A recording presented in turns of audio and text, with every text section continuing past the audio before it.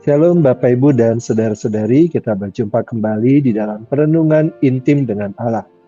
Yang pada kesempatan ini akan membahas sebuah tema melayani dengan kasih dan kesetiaan dengan judul renungan tetap setia di kegelapan. Firman Tuhan yang akan kita pelajari bersama terdapat pada Wahyu 2 ayatnya yang ke-12 sampai dengan 17 dengan ayat utama pada Wahyu 2 ayatnya yang ke-13. Sebelum kita melanjutkan dengan perenungan kita, saya mengundang setiap kita untuk dapat bersatu di dalam doa. Mari kita berdoa. Bapa yang baik, kami berterima kasih dan bersyukur kepada Tuhan untuk kasih setia Tuhan, untuk anugerah Tuhan, sehingga pada hari ini kami masih boleh diberikan kesempatan untuk bersama-sama merenungkan kebenaran firman Tuhan yang merupakan pelita bagi kaki kami dan terang bagi jalan kami. Berkatilah setiap kami ya Tuhan, agar kami dapat menerima kebenaran-Mu dengan baik dan juga menerapkannya di dalam kehidupan kami dengan cara yang berkenan kepada Tuhan. Terima kasih Bapa untuk semua kebaikan-Mu. Di dalam nama Tuhan Yesus kami berdoa. Amin. Bapak Ibu dan Saudara-saudari, mari kita membaca firman Tuhan dari Wahyu 2 ayatnya yang ke-12 sampai dengan 17. Demikian firman Tuhan. Kepada jemaat di Pergamus. Dan tuliskanlah kepada malaikat jemaat di Pergamus, inilah firman Dia yang memakai pedang yang tajam dan bermata dua. Aku tahu di mana engkau diam, yaitu di sana, di tempat tahta iblis, dan engkau berpegang kepada namaku, dan engkau tidak menyangkal imanmu kepadaku, juga tidak pada zaman Antipas, saksiku yang setia kepadaku, yang dibunuh di hadapan kamu, di mana iblis diam. Tetapi aku mempunyai beberapa keberatan terhadap engkau. Di antaramu ada beberapa orang yang menganut ajaran Bileam yang memberi nasihat kepada Balak untuk menyesatkan orang Israel supaya mereka makan persembahan berhala dan berbuat zina. Demikian juga ada padamu orang-orang yang berpegang kepada ajaran pengikut Nikolaus. Sebab itu bertobatlah. Jika tidak demikian, aku akan segera datang kepadamu dan aku akan memerangi mereka dengan pedang yang di mulutku ini. Siapa bertelinga, hendaklah ia mendengarkan apa yang dikatakan Roh kepada jemaat-jemaat. Barang siapa menang, kepadanya akan kuberikan dari mana yang tersembunyi, dan aku akan mengaruniakan kepadanya batu putih yang di atasnya tertulis nama baru yang tidak diketahui oleh siapapun selain oleh yang menerimanya. Demikianlah pembacaan firman Tuhan. Berbahagialah kita yang mendengarnya dan tekun melaksanakannya. Bapak Ibu dan Saudara-saudari, di dalam Wahyu 2 ayatnya yang ke-13 dikatakan, Aku tahu di mana engkau diam, yaitu di sana, di tempat tahta iblis, dan engkau berpegang kepada namaku, dan engkau tidak menyangkal imanmu kepadaku. Bapak Ibu dan Saudara-saudari, kitab Wahyu adalah kitab yang ditulis oleh Rasul Yohanes berdasarkan penyataan dari Tuhan Yesus Kristus yang telah bangkit. Pada mulanya, kitab ini ditujukan kepada 7 jemaat di Asia Kecil, yaitu wilayah yang sekarang termasuk bagian dari negara Turki. Surat kepada jemaat di Pergamus adalah surat ketiga dari 7 surat.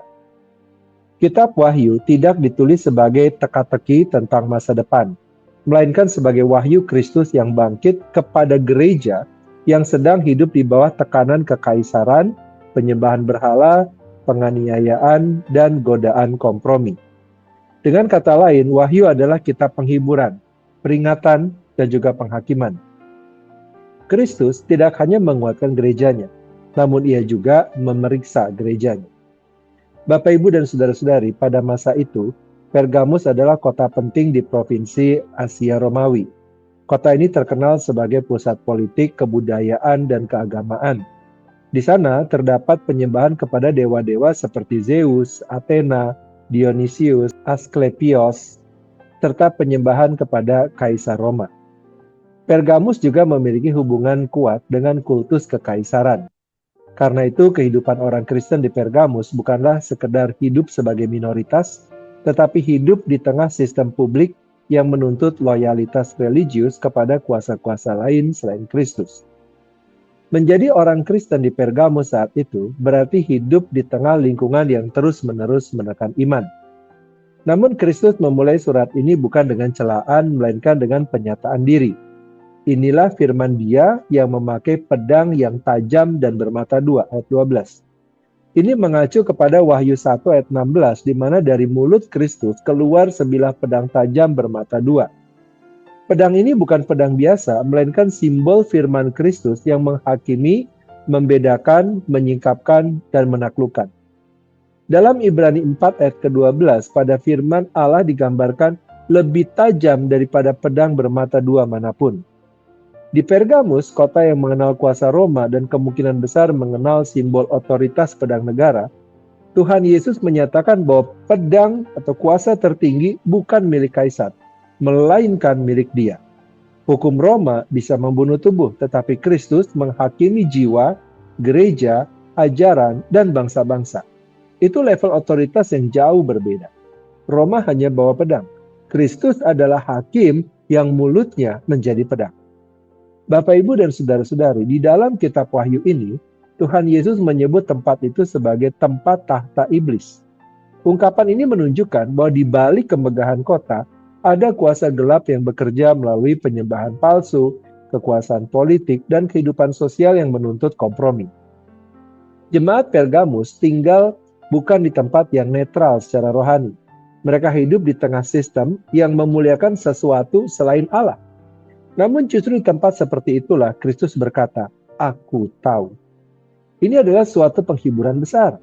Tuhan tidak jauh dari umatnya. Ia tahu di mana mereka tinggal. Ia tahu tekanan yang mereka hadapi.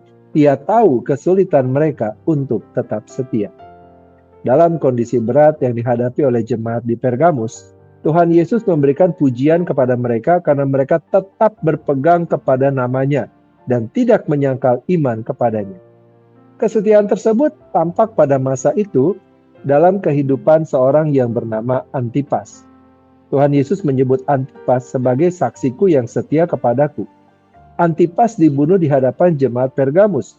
Artinya ancaman terhadap gereja bukan sekedar tekanan sosial yang ringan. Ada harga yang sungguh-sungguh harus dibayar.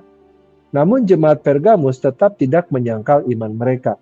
Mereka tetap mengakui Kristus bahkan ketika kesetiaan itu dapat membawa penderitaan. Tuhan Yesus juga menyampaikan adanya orang-orang yang menganut ajaran Bileam. Kita dapat melihat apa yang dilakukan oleh Bileam dari kitab Bilangan 22-25 dan Bilangan 31 ayat 16. Inti ajaran Bileam adalah membuat umat Allah tetap memakai nama Allah, tetapi hidup dengan pola bangsa-bangsa penyembah berhala. Nah, inilah teguran yang disampaikan oleh Tuhan Yesus kepada jemaat Pergamus. Mereka memang setia menghadapi tekanan dari luar, tetapi mereka juga mulai membiarkan kompromi iman terjadi. Hal ini dapat datang melalui ajaran yang membuat dosa terlihat wajar, kompromi terlihat sebagai sebuah kebijaksanaan, dan ketidaksetiaan terlihat sebagai penyesuaian diri. Disinilah pesan bagi jemaat masa kini menjadi sangat relevan. Kita memang tidak hidup di masa Pergamus kuno, namun kita tetap hidup di tengah banyak tempat penyembahan modern. Semua itu dapat menjadi berhala ketika kita mengambil tempat yang hanya boleh dimiliki Kristus. Karena itu tetap setia kepada Kristus berarti menolak, mengubah kesetiaan utama kita. Nama Kristus tetap harus menjadi pusat. Kesetiaan kepada Kristus harus terlihat dalam cara kita mengambil keputusan, memakai waktu, mengelola berkat yang Tuhan percayakan, menjaga kekudusan, dan melayani sesama. Bapak, Ibu, dan saudara-saudari, Wahyu 2 ayat 13 mengingatkan kita bahwa Kristus mengetahui tempat gelap di mana umatnya hidup dan melayani. Tetap setia di kegelapan berarti tetap mengaku Kristus sekalipun lingkungan yang menekan. Tetap menjaga kekudusan ketika kompromi terlihat menguntungkan. Dan tetap melayani dengan kasih ketika kesetiaan tidak selalu dihargai. Kristus yang memegang pedang bermata dua juga memberi mana tersembunyi kepada mereka yang menang. Ia tidak pernah gagal memelihara umatnya yang berpegang kepada namanya. Mari kita berdoa. Bapa yang baik, kami berterima kasih dan bersyukur untuk firman Tuhan yang telah kami dengar dan renungkan bersama. Kami bersyukur bahwa Engkau tahu dan Engkau selalu menyertai kami Tuhan dimanapun kami berada. Sekalipun mungkin pada saat ini kami berada dalam tempat-tempat yang gelap. Kami bersyukur penyertaan Tuhan, perlindungan Tuhan tetap atas kami. Biarlah Tuhan, anak-anak-Mu diberikan hikmat dan kekuatan yang setiap kami perlukan, untuk kami boleh tetap menjaga integritas kami di dalam Tuhan, kami tetap menjaga kekudusan kami dalam Engkau, sehingga kami menjadi terang dan garam dimanapun kami berada. Dan bila terang cahaya Kristus terus memancar dalam kehidupan kami, dan membawa banyak orang datang kepada Tuhan. Terima kasih Bapa untuk semua kebaikan. Kini kami kembali memohonkan kepada Tuhan, kiranya Engkau memberkati kami dengan segala kebaikan dari Allah Bapa, cinta kasih dari Tuhan Yesus, serta persekutuan dengan Allah Roh Kudus yang menyertai kami, sampai kedatangan Tuhan yang kedua kali menjemput setiap kami. Terima kasih Bapa untuk semua kebaikan-Mu, dalam nama Tuhan Yesus kami berdoa. Amin. Demikianlah perenungan intim dengan Allah pada kesempatan ini. Sampai bertemu kembali di dalam perenungan intim dengan Allah berikutnya. Tuhan Yesus memberkati.